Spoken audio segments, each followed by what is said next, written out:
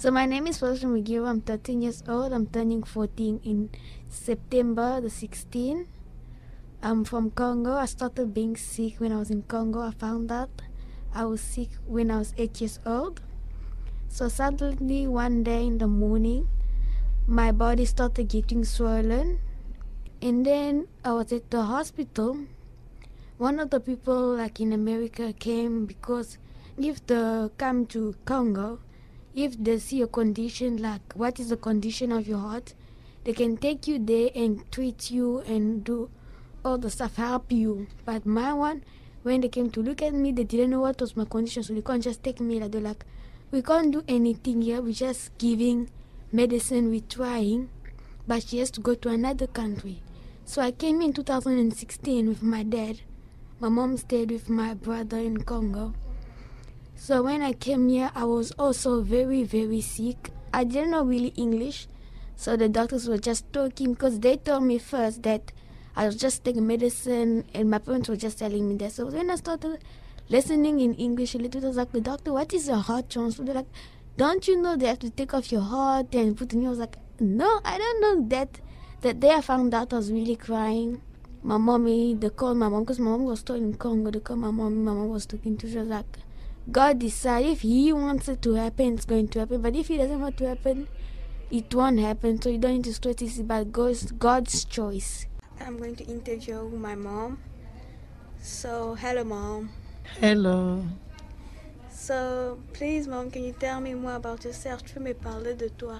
Je suis Ginette Bassika. Her name is Ginette Bassika. Mère de 2 enfants. A mother of 2 children. Je suis chrétienne. She's a Christian. Voilà. That's her.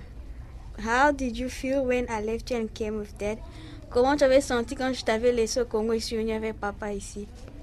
Waouh, c'était très pénible. C'était très pénible. Je sentais mal à l'aise. J'étais restée seule, sans toi, et surtout que je restais beaucoup de temps avec toi. Tu étais vraiment mon amie. Donc j'étais vraiment mal à l'aise. So it wasn't easy for her, me leaving her because we were like best friends there, and for me coming here with my dad. So she stayed alone. She knows I was sick and she was stressing. So it wasn't easy for her. How did you feel when they told you I need a new heart? Comment tu as senti quand t'avais dit que j'ai besoin d'un nouveau cœur? Wow, le jour-là, en tout cas, j'avais senti, c'est comme si j'étais séparée en deux. Parce que je me disais, avoir un nouveau cœur enlevé, remplacé, donc physiquement comme ça, c'est comme si on nous présentait la mort, que tu devais déjà mourir, mais après ce que j'avais ressenti, ce qui m'avait donné la force, parce que je sais que Dieu est là. Mais physiquement comme ça, c'était pas facile. J'avais reçu la force parce que je savais que Dieu était là. So for her, it wasn't easy. The day they told her, she felt like she was separated in two. Because it's not easy taking out the heart of somebody and putting a new heart. It was like, for me, for her, it's like, I'm going to die. It wasn't easy during those times, but God gave her strength. After that, she got through it. God helped her with that. So in 2019, in South Africa, they called me for a heart. And then when I came into the hospital, it wasn't my match. So they couldn't do the operation. In 2021, this year, in February, in South Africa, they called me that they got a new heart for me. It was on my way to school. I was like, Mom, this is my heart. Because the last time when they called me, I wasn't really like happy. I was just normal. But this one, I felt like it's like mine. I was really, really happy. I was like really sure of it. Today I'm going to interview Dr. Lizo. Hello, Dr. Lizo. Hello, Parusha. Please tell me more about yourself. Great. Well, firstly, from a medical point of view, I'm a pediatric cardiologist. I work here at Red Cross Children's Hospital. I also work at Groote Schuur Hospital, where I work with children who are now grown up but were born with heart disease.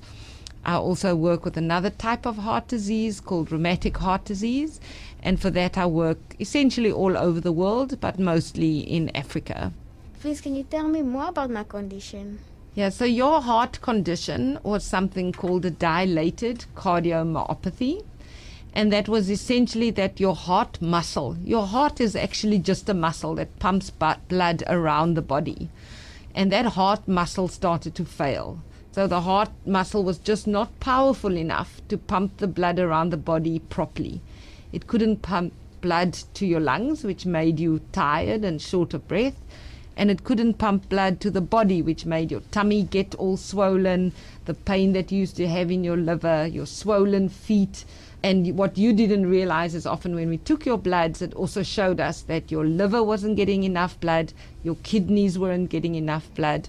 We also know your bones weren't getting enough blood. And sometimes that can improve with medication. We tried a lot of medication for many years, but at some stage we realized that the muscle is just too weak and it's never going to recover. And at that point, we then started to talk to you and your family about transplantation.